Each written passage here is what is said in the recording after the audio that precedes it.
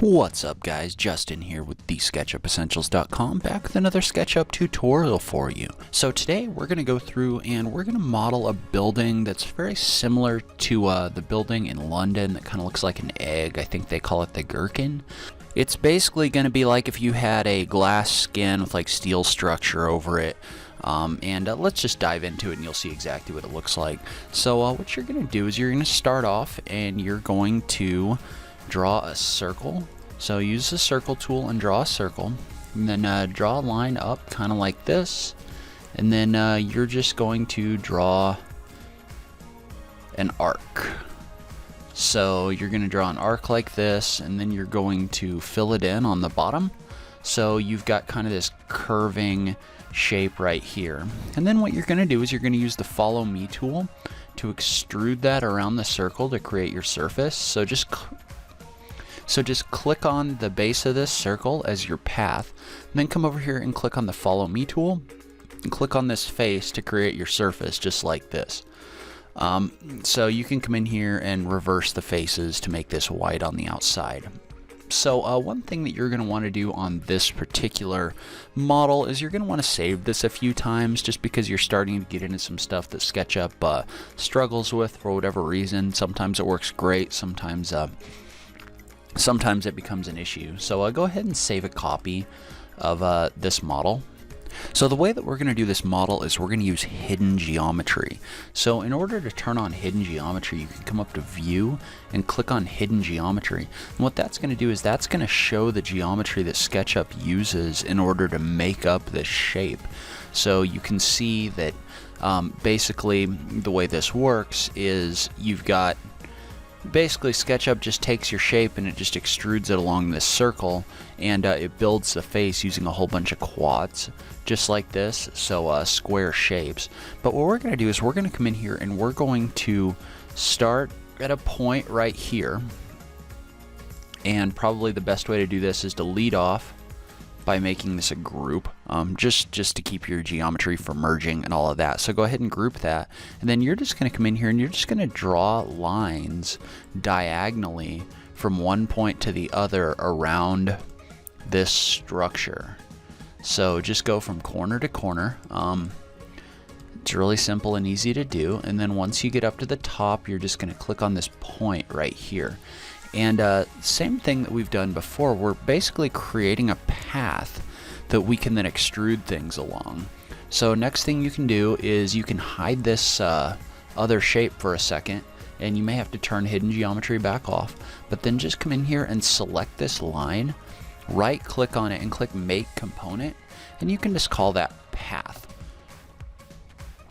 So then you can come in here and you can unhide your dome shape. And now what we're going to do is we're going to use the rotate tool to copy this around this axis. So you're just going to come in here and you're going to use copy mode with the rotate tool to copy this around the base of your shape. So just use the center point as your base point, and then click once here and then click again here in order to make a copy by tapping the control key to activate copy mode. And then as long as this is active, you can just type in times 23 and hit the enter key, and that'll make 23 more copies around here. The only way that I knew that was 23 is because my SketchUp defaults to a 24 segment circle. So anyway, now you've got these kind of curving paths going around the face of this object.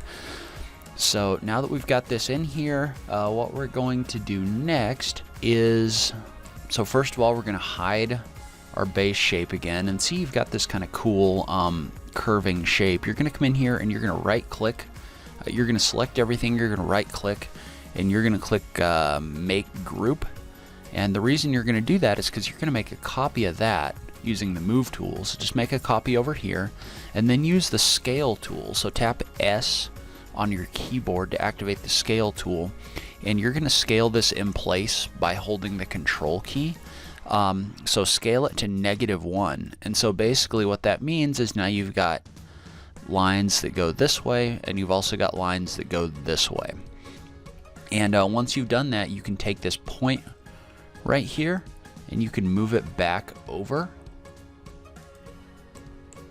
so that now you've got kind of a lattice work that fits all the way over your skin. So if you look at it from straight up and down, it creates kind of this cool pattern. But now that we've done that, I'm going to go ahead and hide one of these just to get it out of the way. But what we're going to do now is we're going to come in here, and I think what I'm going to do is I'm going to use Pipe Along Path. It's a plugin that you can download from the extension warehouse. You may have to download the SketchUpEssentials store to get it. I can't remember. I think I may have gotten it out of the SketchUpEssentials store, but you can also get it from the website SketchUpEssentials.com. But basically what Pipe Along Path is it's just a real easy extension that'll just create kind of a circle around a path. So you can double click in here and you can select your path, and remember, because this is a component, when you select all of the segments on this line, all these others select as well. And basically what that means is any changes that you make on this one piece, they'll get made everywhere else as well. So go ahead and select your path. So double click, you're gonna have to double click again, and then just hit Control A to select everything. Then just come in here and use Pipe Along Path to create a pipe, and you can dictate the diameters and the numbers of segments on these and all of that different stuff. So before we do this, we're going to go ahead and hit save again just in case. So now that you've got your path selected, go ahead and create your pipe and click OK. And as you can see, because that creates a pipe along one path, it also creates it along all the other paths as well because they're components. So then you can come in here and you can do an unhide all. And see, now what you've got is you've got a surface like this, and then you've got all your pipes running along it as well. So you've got kind of this cool atrium looking feel. And now what you can do is you can come in here and you can change the material on this egg shape, and it's real easy to do because we made it its own group. So now you can just come in here and you can use like a translucent glass or whatever to make kind of a cool translucent shape. And you can use this strategy to create a whole bunch of different things. But as a general rule, when you're creating things that are faces and then they've got like lattices and stuff like that, you want to create the face, and then you can use paths to create all the other details that you want. So anyway, that was just a real quick, easy way to make kind of what I think is a cool shape. So one other thing you can do a little bit of if you want is you can come in here and select everything and use the scale tool to adjust the way everything looks. So if you want to make it kind of taller and more stretched out, you can do that. So it's really flexible once you've got everything created, but it's really kind of a cool shape. You could also use this to make things like lamps and stuff like that. So anyway, I hope you liked this tutorial. If you did, I'd appreciate it if you take a second and click that like button down below. That would really help me out. Also, if you're new around here, I'm coming up with new SketchUp content every week, and I'd love to have you along for the ride. So click that subscribe button. And finally, if there's something you'd like to see, something you're having trouble with in SketchUp, or if you just like the tutorial, leave a comment below. Let me know. I'd love to hear from you. So once again, thank you very much for watching, and I'll catch you in the next video.